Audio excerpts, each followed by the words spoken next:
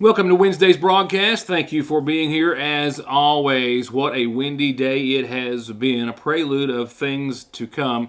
We're still talking about a significant weather event. We're going to get a little bit of a break in between wind advisories, one expiring in just a short time and another one ramping up in the morning. Winds, the primary threat associated with tomorrow's severe weather possibilities. 50 mile per hour winds, certainly in the realm of possibility.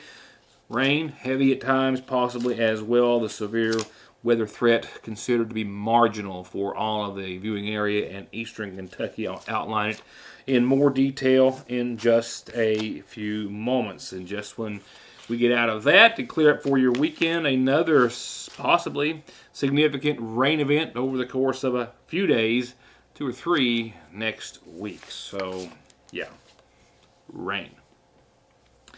With that said, headlines tonight, some significant savings from the governor today, those signed into law, some proposed in regards to cutting the state's sales tax, at least temporarily, and those car values, which increased by nearly 40% for a lot of Kentuckians. That is also going to be followed by a quick COVID update, indictments returned from a Mcguffin County grand jury, and coverage of last night's Mcguffin County Board of Education meeting. We'll begin with indictments, 2 of which returned by the recent Mcguffin County grand jury, both for receiving stolen property over $10,000 and a host of other charges.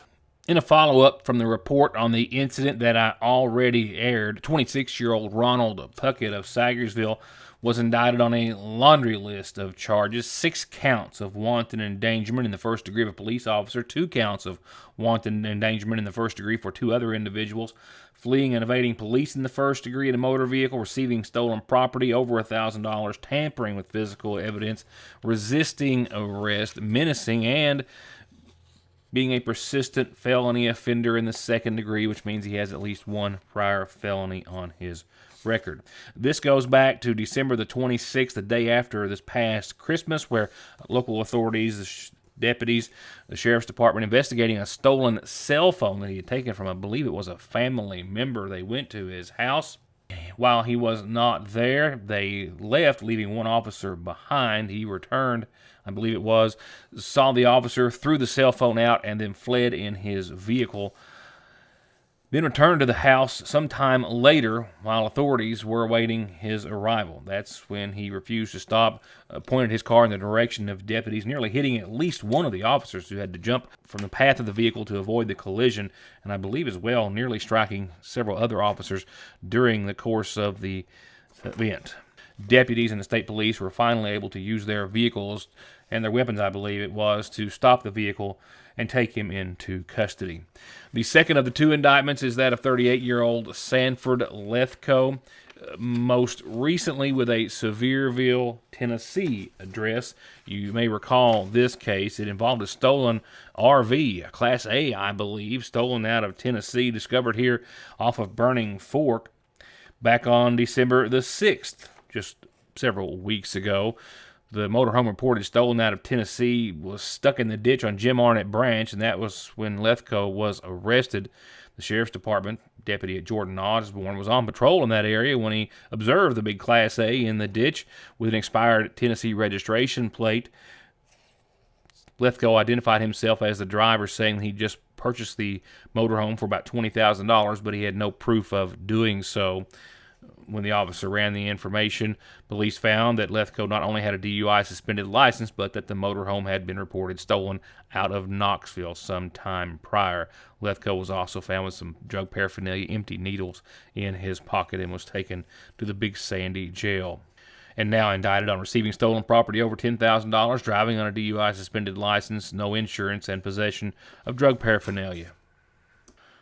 That would be Lethgo's second arrest in the Big Sandy jail. He was arrested on November the 6th of 2020, also for receiving stolen property and being a fugitive from out of state on unknown charges. At that time, he had a Salyersville address.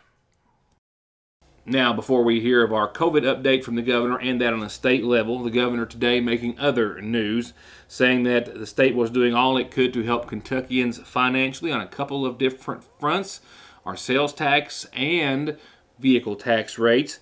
He announced today about $1.2 billion in total tax savings. He says all aimed at helping fight rising prices due to inflation brought on, of course, by and large, the pandemic that we are still very well in around the country and around the world.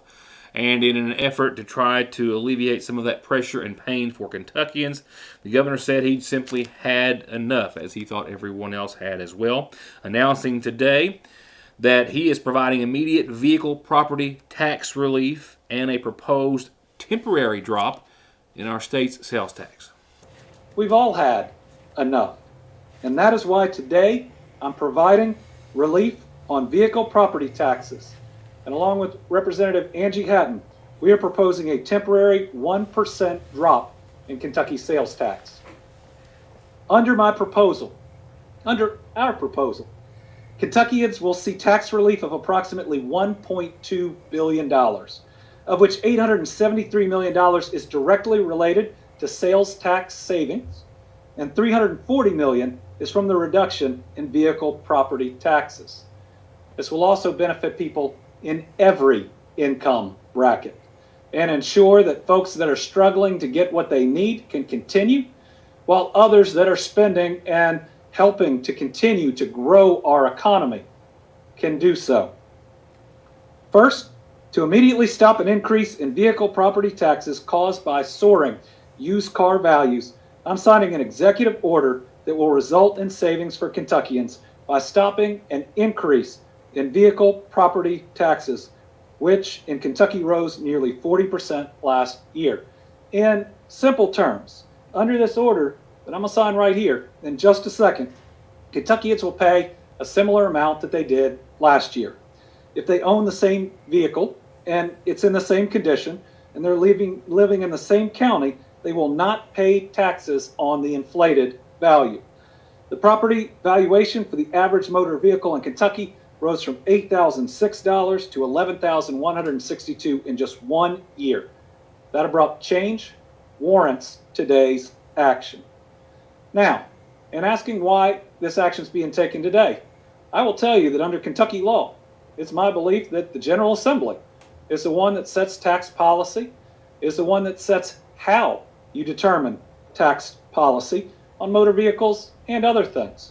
But for the first time last week, the Senate passed a joint resolution that, as opposed to saying, I do not have executive authority, which we've seen a lot of these last couple years, they say I do have the power to do this. So, if the legislature believes that I have the power to help Kentuckians, you bet I'm going to do it. And we're going to do it right here today. And the governor said it will take effective immediately upon his putting pen to paper, and it will be in effect for the next 2 years. And if you've already paid your vehicle taxes since the first of the year, you will be automatically getting a refund from the state. Following his signing that into order, he discussed briefly the sales tax proposal, saying that he was working with Kentucky House Democratic Caucus Whip Angie Hatton of Whitesburg, who herself is filing legislation to support cutting the sales tax in Kentucky from 6% to 5%, for a period from July the 1st of 2022 through June the 30th of 2023. They say that sales tax proposal will decrease sales tax costs for all Kentucky families by more than 16%, as the U.S. inflation rate is 7.5% on purchases at retailers and restaurant and items and all the things that we buy and use and need. Meanwhile, I'll be right back after the break. I'm Kelly Collins from Golden Law Office. I began my legal career in Lexington, representing some of the nation's largest insurance companies.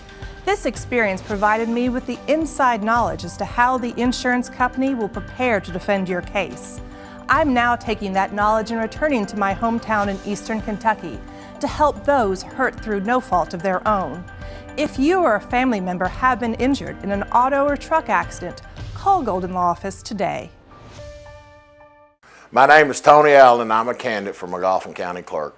Just as my family and I have served you at our restaurant, the Farmhouse Diner, we will be there to serve you in the clerk's office.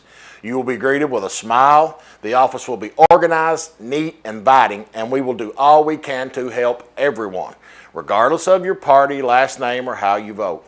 We will be open during lunch, and we will have a long evening each week for folks who get in late. We will be open every other Saturday and have a plan to better serve the elderly in our community. I'm fighting to win this election and the trust of Mcguffin County. I will not let you down, nor will I forget that the people chose me to be their clerk. Vote number 1 on the ballot, Big Tony Allen for Mcguffin County Clerk.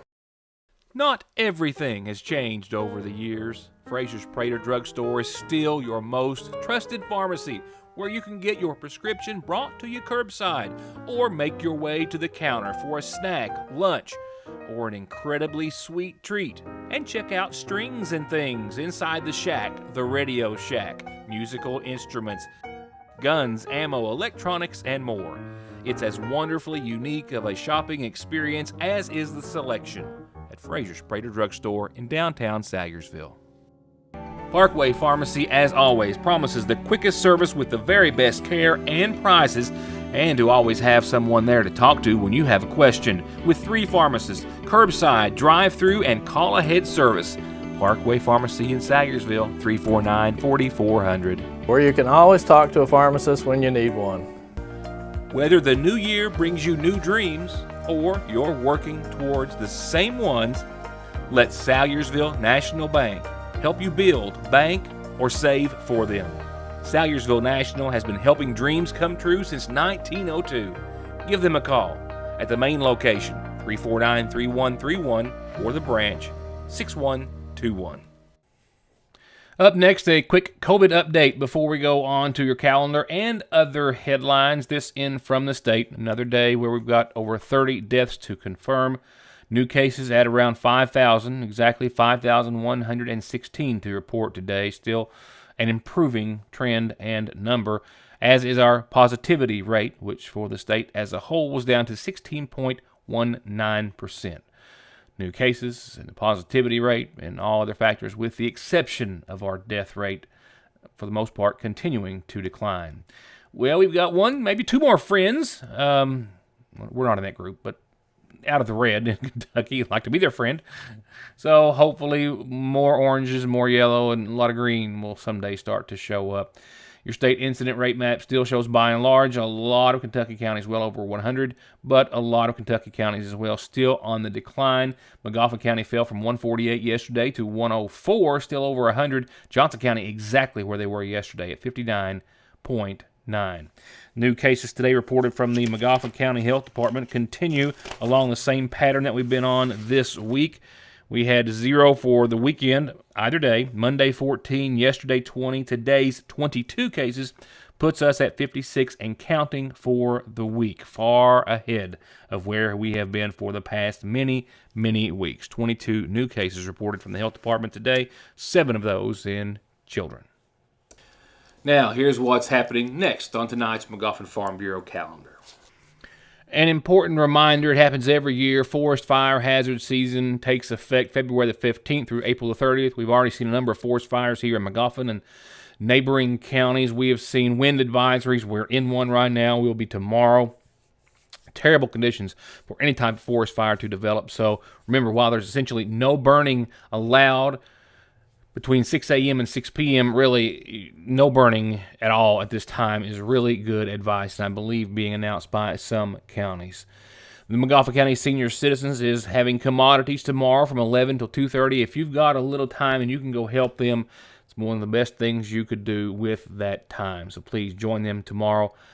And they ask that you not get to the parking lot before 11 because they had an issue last week where the parking lot was full before the truck got there to unload the commodities. A big change here for you. By to the tune of a day. The Special Olympics sign-ups for Mcguffin County Special Olympics has been bumped up a day to Thursday the 24th, still 6 o'clock at Sagersville City Hall. Still call Paul Gumby Montgomery, 424-6302 if you can't be at the meeting or have any questions. And as always, call me when you have anything you need on the community calendar. Funeral service announcements. Service provided nightly by the Mcguffin County Funeral Home include one announcement tonight.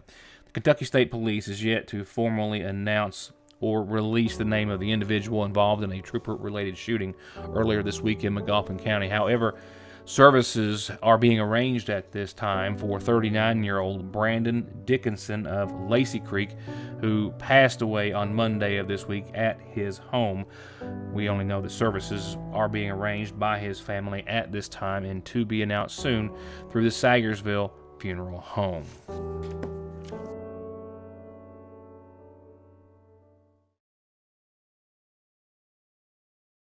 Appalachian Wireless has a plan to make your life simpler. Forward pay. No contract, no credit check, no problem. Plans start at just $19.99 a month and include unlimited talk and text. Add 3 GB of data for only $29.99 a month. 6 GB of data, $39.99. Or take it to the max with unlimited data plus, only $89.99, which has 50 gigabytes of high-speed data. All the features without the long-term commitment. It's forward pay because we are you. We are Appalachian Wireless. Call the pros. All Pro Gutter Works specializes in seamless gutters, vinyl siding, metal roofing, replacement doors and windows, remodeling or adding on to your home with free and fair estimates backed by decades of happy and return customers with guaranteed satisfaction and 18 months 0% financing. All Pro Gutter Works. 349-9999. SSI and disability cases are harder to win these days. You need all the help you can get. If the government has turned you down, I will not. Many factors are considered when a claim is being processed, like your age, education, physical, and mental disabling conditions. When it comes time to winning your disability case, you should not face a federal judge alone. You need an attorney who is experienced, determined, hardworking, knowledgeable, and dedicated to helping you win benefits that you deserve. If you need help with your SSI or disability case, call me, Donald Wayne McFarland, and let me go to work for you. Do you really want to get caught in this again on those tires? Get there in one piece and save. Conley Tires got specials going on right now through the end of March, like $100, even $200 back on a set of Goodyears. And get those tires, brakes, service, whatever you need with 6 months no-interest financing. Conley Tire in Staffordsville or conleytire.net. At Golden Law Office, our attorneys previously represented the nation's largest insurance and trucking companies, handling cases involving serious personal injury and death. We know their strategies, how they will defend the case, and what factors drive large settlements. The attorneys at Golden Law Office can use this inside knowledge to ensure your case is handled effectively and aggressively. Hiring Golden Law Office provides you with a strategic advantage. Call Golden Law Office today. Mcguffin County Board of Education meets tomorrow night. A report to follow on Friday's program. The Mcguffin County Fiscal Court met last evening. A report to follow at this time. 2 segments that we'll pull out of the meeting and focus on. One being Judge Wireman announcing the end of an era, a very important financial era, where Mcguffin County is no longer an official coal-producing county. At least not at this time. For decades, Mcguffin County has had at least one active coal mining operation. That's all it takes to make the county eligible for coal severance taxes, to, more often than not, sometimes more than just supplement the county's budget. We've depended on those coal severance funds to maintain and operate a number of services over the years, help our fire departments, our rescue, our senior citizens, and just a long list of other needs. Infrastructure, of course, at the very top of that list.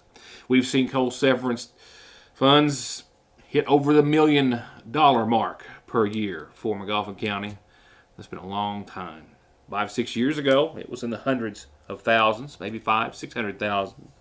For the past couple of years, less coal produced, less taxes, a couple of 100,000 on average.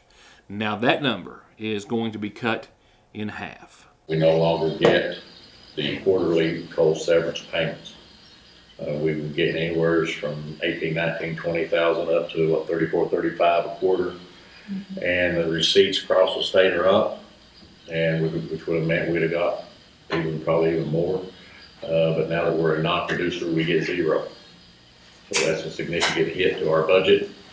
And we've got to look at how we're going to absorb losing anywhere from $90,000 to $120,000 a year, maybe even more that we may have lost because we was actually going to get more money.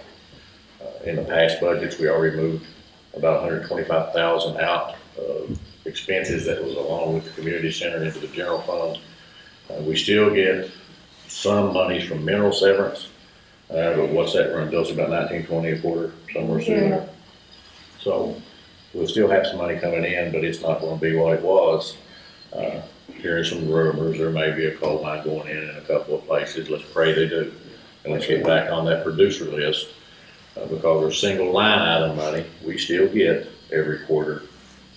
And we'll get that for, I think, 4 years if the legislature don't pass something changing it. But when that's gone, it's all gone. And that's not good for Mcguffin County. Again, that cutting our current or most recent rate of coal severance taxes in half from an average of around $200,000 a year to about $100,000. And again, the judge saying, should a coal mining operation pick back up, which we certainly hope it will, well, this will change everything, and we'll go back to collecting those much-needed taxes. From there was talk of election machines, new voting machines for the upcoming election. The county clerk, Renee Arnett-Shepherd, presented her excess fees for 2021 to the fiscal court, a little more than $51,000, with Judge Wireman saying that he had intentions of applying it to the purchase of much-needed voting machines, which will allow county voting precincts to go back to normal. That'll go a long ways toward what I think we need to do while we're on this with the clerk. We have a quote in to purchase election equipment. And I think along with that amount right there and the money that we have residual in our ARPA funds, that we purchase new election equipment that is, when did we get this last one? We got the last equipment when the presidential election was, year before last. Year before last. And this falls in line with that equipment. It's the same equipment, so that it will all work at all precincts, and we'll be able to have precincts like normal. Yeah, we go back to normal. Rather than having these super centers. Yeah. I just think with the county election, trying to have a super center, it'd be a nightmare. It would. And we need to have a consistent new system where there's a paper trail. Exactly. And these have the paper trail. You're talking about the machine. The machines and the equipment that goes along with everything. Yeah, the scanners and everything. It's not cheap. I was in Frankfurt last week, logging to get money for election equipment, and I talked to several legislators who had hope when the Senate does their version and they start talking back and forth that they'll put some money in there to reimburse counties for election equipment. Will that happen? I don't know, but either way, we need to move forward and not let this drag. This $51,000 will go along with, like I said, our ARPA money that we have. We get our second allotment in July, and the total cost is $115,290, and that covers everything. Almost half of it there. Yeah, so we get a good portion of it right there. All members voted in favor of accepting the fees, and all voted in favor of purchasing those new machines at a total of a little more than $115,000. Now let's go on to your Licking Valley RACC Outlook, talk about what we might be looking at tomorrow, severe weather-wise. First off, a little weather food for thought. One of the worst floods to ever hit eastern Kentucky happened from February the 14th through this date, 2003, 3 to 7 inches of rain across much of the region over the course of 3 days, flooding homes and businesses, roads, bridges washed out. While amazingly there were no deaths and I think only one injury, but millions, over $21 million of damages left behind. Then on the 15th, 16th, and 17th, freezing rain and sleet-coated roads, 1.5 to 2 inches of ice, mainly north of the Mountain Parkway. right now, though. It's a wind advisory that's expiring soon, around 7, and then another one in the morning from 9 till 7. 40 to 50 mile an hour winds are what we are looking at as for the most severe threat. There you see we are in the slight category, and that being the yellow to the right of your screen, encompassing all of the viewing area and the majority of eastern Kentucky. While we look at your 7-day, to see that tonight, mostly cloudy and 49 degrees is in our midst. Winds still up to 20, 21 miles per hour at times out of the south. For your Thursday, here's the timing.